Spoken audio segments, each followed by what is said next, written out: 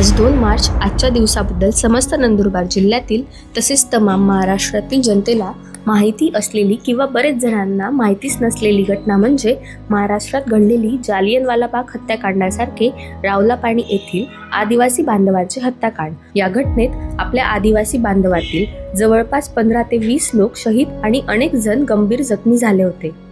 कविवर्य कुसुमाग्रज यांनी त्यांच्या एका कवितेत मराठी वीरांची ऐतिहासिक घटना सांगताना लिहून ठेवले होते की दगडावर दिसतील अजूनी तेथल्या टाचा, ओढ्यात तळगे अजूनी रंग रक्ताचा। रावलापाणी हे ठिकाण तळोदा शहरापासून साधारणतः 25 ते 30 किलोमीटर अंतरावर आहे। येथे येण्यासाठी तळोदा सावर हातबारी व रावलापाणी असा प्रवास करावा लागतो।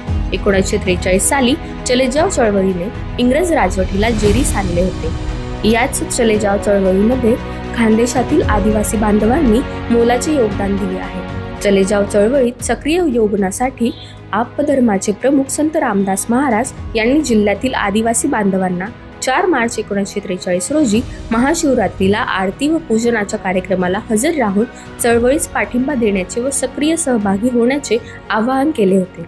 महाशिवरात्रीच्या या कार्यक्रमाला पोहोचण्यासाठी मार्गक्रमण करीत असताना 2 मार्च 1943 रोजी हजारो आदिवासी बांधव निझरा नदीपात्रात जमले होते। चलेजाव चळवळीतील जिल्ह्यातील आदिवासी बांधवांचा हा सक्रिय सहभाग पाहता ब्रिटिश सरकारने 2 मार्च 1943 रोजी रावलापाणी जवळील निझरा नदीपात्रात जमलेल्या हजारो आदिवासी बांधवावर अमानुष पद्धतीने गोळीबार केला। यात जवळपास 15 ते 20 आदिवासी बांधव मृत्युमुखी पडले तर अनेक जण गंभीर जखमी झाले। गोळीबार होणारी याची पूर्वकल्पना संत रामदास महाराज यांनी सर्व भक्तजनांना दिली होती, तरीही आप धर्माच्या अनुयायांनी न घाबरता पुढे निघाल्याची नोंद आहे। या संदर्भात तळोदा पोलीस ठाण्यात नोंदही आहे। या अमानुष गोळीबाराचे साक्ष म्हणून रावलापाणी येथील निझरा नदीपात्रातील दगडावर असलेल्या गोळीबाराच्या खुणा येथील समाज बांधवांनी आजही जतन करून ठेवला आहे। येथील वातावरणात आजही एक प्रकारचे देशप्रेम, स्वातंत्र्याबद्दलची ओढ, भक्ती आणि त्याच सोबत निडरता आजही ठासून भरल्याचे जाणवते।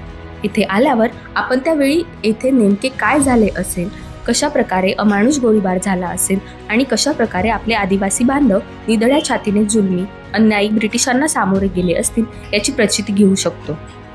नंदुरबार जिल्ह्यातील शिरीषकुमार स्मारक असो की रावलापाणी हे ठिकाण वारंवार हेच सिद्ध करतात की खानदेशातील जनतेने मृत्यूपेक्षाही अधिक महत्त्व देव, देश आणि स्वातंत्र्य यांना दिले आहे। या शहीद वीरांची आठवण चिरस्मरणात राहावी व समाजातील तरुणांसाठी एक प्रेरणास्थान निर्माण व्हावे म्हणून एक भव्य स्मारक होणे गरजेचे आहे।